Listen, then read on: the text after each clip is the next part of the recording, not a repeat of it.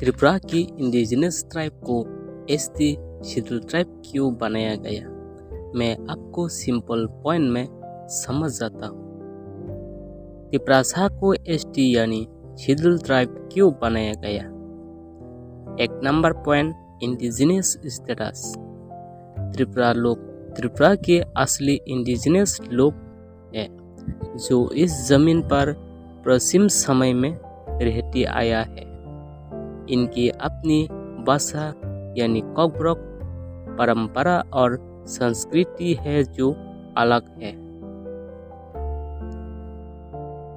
Social and economic point number 2, backward. Tripura communities historically जमीन से जुटकर रहता था, लेकिन एजुकेशन, हेल्थ और एम्प्लॉयमेंट में पीछे रह गया। डेवलपमेंट गैप को कम करने के लिए उनको एसटी कैटेगरी में रखा गया था।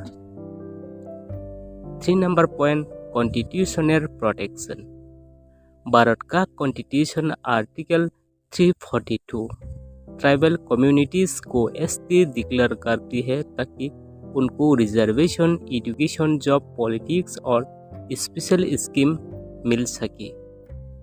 इससे उनके सोशल, कल्चर और इकोनॉमिक आइडेंटिटी बची रही। 4 नंबर पॉइंट, डेमोग्राफिक चेंज।